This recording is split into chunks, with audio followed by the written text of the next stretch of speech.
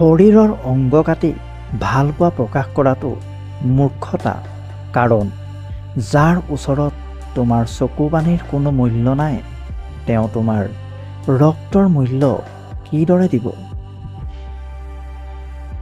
জীৱনত কাৰোবাক পোৱাৰ পিছতো যদি আৰু ভাল কাৰোবাক পোৱাৰ আশা কৰা, তেন্তে চাবা এদিন জীৱনৰ সকলোতকৈ মূল্যৱান কাৰোবাক তুমি হেৰুৱাই দিবা।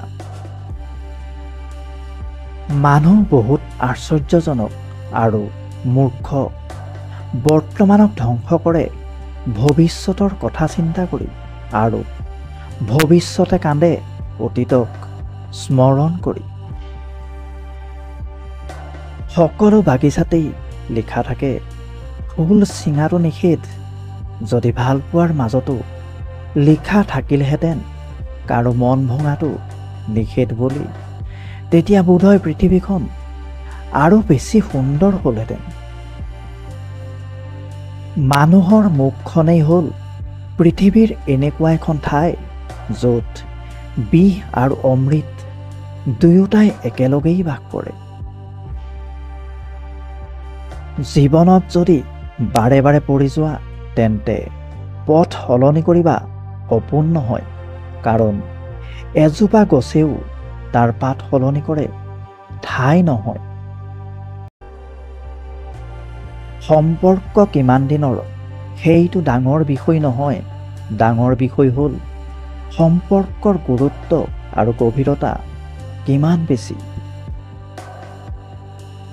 কেতিয়াবা ক'বলৈ বহুত কিবা কিবি থাকে, কিন্তু শুনিবলৈ কোনো নাথাকে। লোভ, হিংসা আৰু অহংকাৰ তিনিটাৰ যিকোনো এটাই মানুহক ধ্বংস কৰাৰ কাৰণে যথেষ্ট। ধনীৰ গুৰুত্বহীন অতিথি হোৱাতকৈ দুখীয়াৰ প্ৰধান অতিথি হোৱাটো বহুত সন্মানৰ কথা। স্মাৰ্ট মানে সুন্দৰ চেহেৰা, দামী কাপোৰ আৰু টকা পইচাক নুবুজায়। জ্ঞান, বুদ্ধি, বিবেক, যুক্তি আৰু সচেতনতাযুক্ত ব্যক্তি হ'ল প্ৰকৃত স্মাৰ্ট। এটোপাল বিহেও বহুত পানী নষ্ট কৰি দিব পাৰে। সৰু এটা শিলগুটিয়েও ডাঙৰ এখন কাছক ভাঙি দিব পাৰে।